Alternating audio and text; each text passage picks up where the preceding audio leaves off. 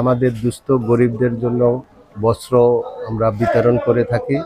তো প্রতি বছরের ন্যায় এবারও আমাদের প্রায় 2000-এর উপরে 2000 থেকে 2500-এর মতো আমরা কাপড় এবং শাড়ি, লুঙ্গি আমরা বিতরণ করতেছি এবং আরও এবার পাঞ্জাবিও আছে, পাঞ্জাবিও বিতরণ করব গরিবদের জন্য, যারা গরিব আছে তাদের জন্য।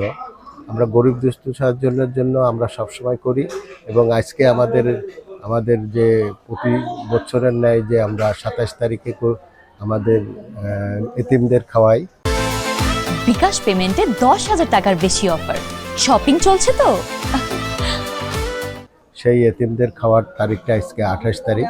আমাদের এখানকার সকলের মংলাবাসী আমাদের দোয়া হবে এবং আমাদের যারা এখানে মারা গেছে, আমার বাবা মা সহ এবং বিএনপি পরিবার সহ মংলাবাসীর এর জন্য খতম দেওয়া হচ্ছে।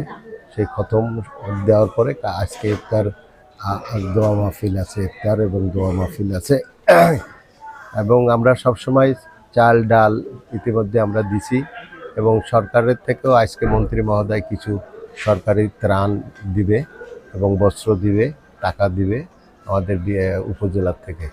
এবং আমরা এটা ব্যক্তিগত, আমি এটা যেটা আমি করতেছি এটা আমার এককভাবে ব্যক্তিগতভাবে।